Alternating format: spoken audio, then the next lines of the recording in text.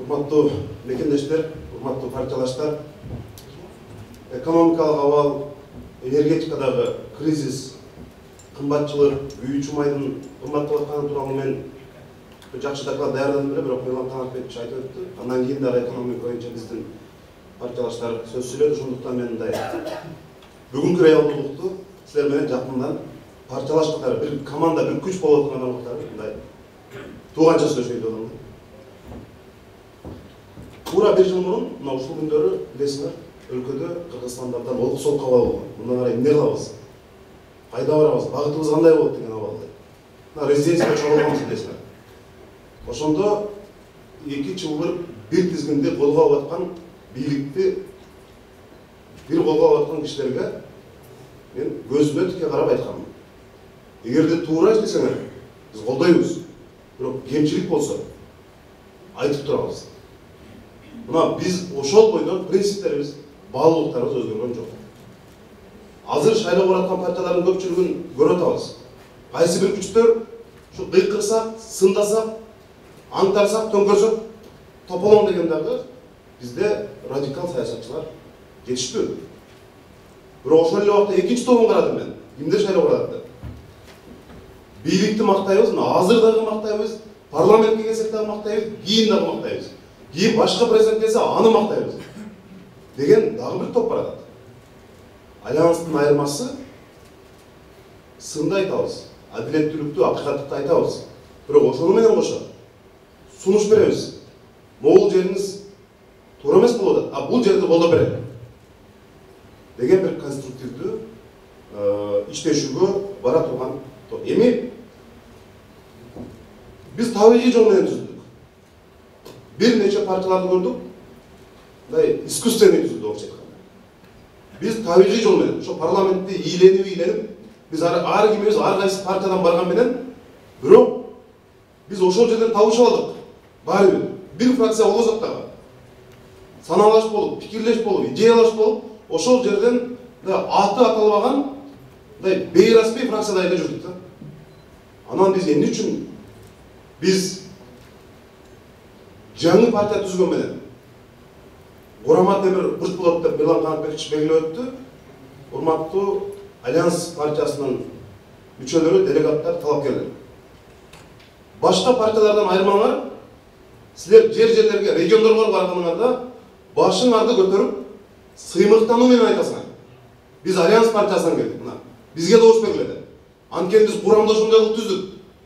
Башка бир 3-4 партиянын эми аттарын атап эле кой, бирок ошондой партиялар менен барганда силерге оор болмок.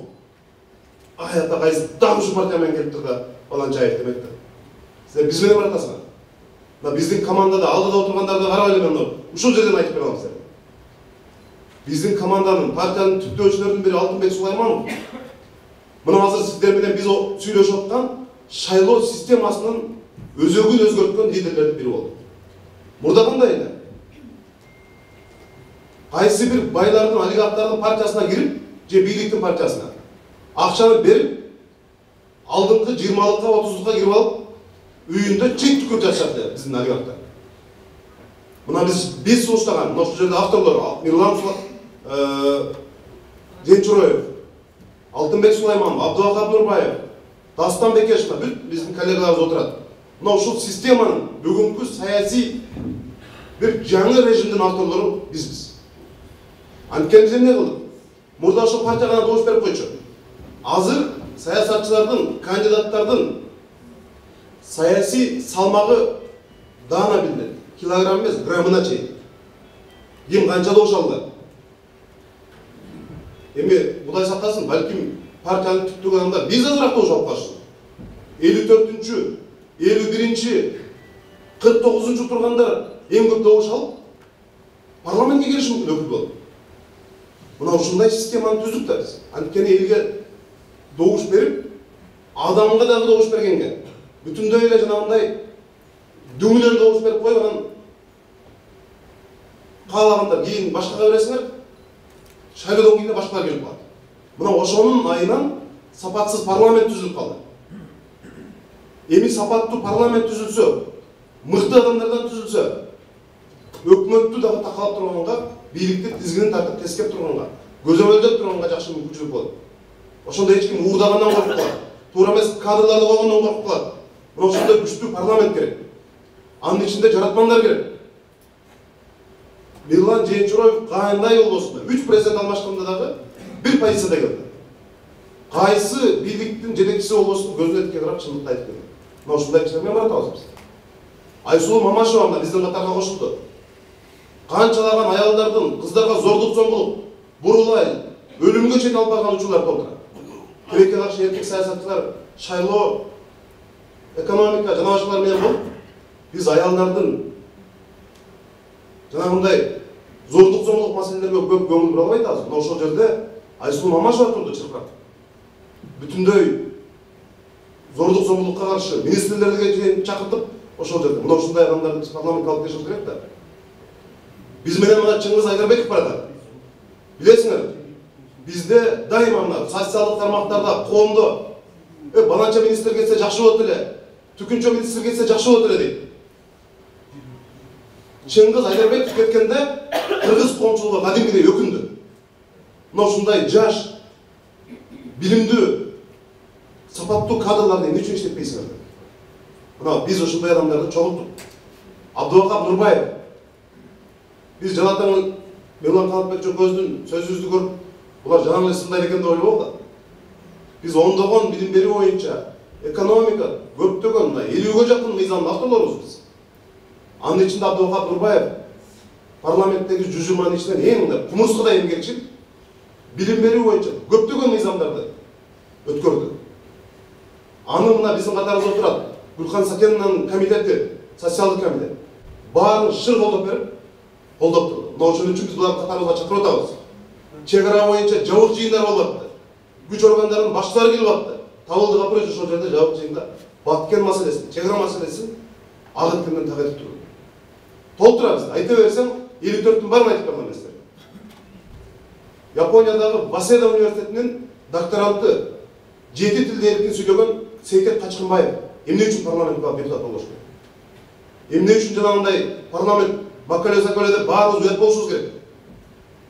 Ушундай балдарды, кыздарды парламентке алып барышыбыз керек да. Бул жакта Токтобой жекебиз отурат, жаратман ишкер. Дагы ким бар? Баарыңарды мен айтып бердим. Арка Далинжан. Бүт ушул парламентке, мына туугандар, бүгүн өкмөт алмашат деп атат. Өкмөттүн министрлик кабинетинин жаңы курамы бар. Тилекке каршы бизде андай укук жок. Бирок азыр ушул жерден да баарыңарды барып алмаштаса болот. Даптай. Бер 100 күн берсин. Мына өкмөттүн министрлер 100 күн кантип иштешти, кадр саясатын кантип жүргүзүштү көрсөтөт. Бийликтер кадр издеп атпайбы, бул министрликке кимди коебуз, аны коебуз. Мына Новотелден эле түз өкмөт үйүнө алып коюшуп атат. Мына ошондой биз мыкты командандык менен сыймыктанып турам. Анан тилекке каршы мына олкусол кабалда эмнеден чыкты? Шайлоодон чыкты да бардыгы. Таза шайлоо өткөрсө бизде эле чаң тополоң, ызычуу, митингдер, бейстабилдүүлүк ушунун баарын чарчадык. Анын ичинде мен да чарчадым. Таза шайлоо өткөрсө, элдин эркине коюп берсе, андай деле болбойт. Биз мына ошону айтып атабыз. Жардам берели, иштешели. Бирок бизди да укуклар. Бирок тилекке каршы тигил президенттин батасын алып, деп бийликке таянып, акимдерге чейин телефон чалышып, ошондой партиялар кайрадан пайда болду. Кайрадан пайда болду тилекке каршы. Бирок биз дагы эле үмүтүбүздү чек. Биз ишенгибиз келет. Мына ошондой адамдарды, күч органдарды кармап, президенттин сөзү менен иши дал келе турганын сынай турган бир учур келди. Урматтуу туугандар, эмне үчүн биз мисалы жеке мен баарыңар үчүн жооп бере албайм. Парламенттик башкаруу, президенттик башкаруу талаш учурунда айтканбыз. Парламенттик башкарып тура берсин. Негизде беришпеди. Кадрдык туруксуздук болот экен деп. Парламенттик башкарууда. Өкмөт тез алмашып кеткен, министрлер алмашып кеткен. Мына президенттик башкаруу келсин. Бардыгы туруктуу иштейт. Андан бери канча өкмөт алмашты. Президент башкаруу келди. Бишкектин мэри 10 жыл алмашты. Мунун карабайсың. Мына ушундай нерсени биз убагында айтып атабыз. 1 жыл мурун, 5 жыл мурун айтып атабыз. Ар бир бул жерде турган парламент депутатының бара тургандардын өзүнүн жумушу. Биз, мен ойлойм, жакшы добуш алып келебиз да. Көпчүлүгү булар ушинтип парламентке чыгып сүйлөйт дейт. Парламенттеги 3 мүнөттүк выступлениябыз, 3 мүнөттүк сөзүбүз бюджетке 2 миллиард сомдо кайтарып койгончулар бар. Мына Кыргыз темир жолун Элдар Курманбекович айтып өттү. Кыргыз темир жолунан канчалаган акчаларды биз ошол парламентте сүйлөп, комиссия түзүп, жанагы жыштыктар боюнча канчалаган каражаттарды өкмөттүн бюджетине кайтарып. Буга 10 мектеппи, 20 мектеппи, 30 мектеппи дагы курсал. Урматтуу туугандар,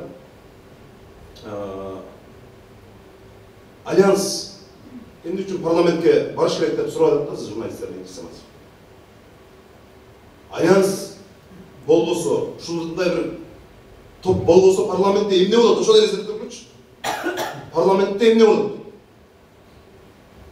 Бүт ушул жанагы атын атап айла коюн, жанагы кошуна айрым өлкөлөрдөй болуп жүгүнүп тура турган учурга келбешибиз керекпиз.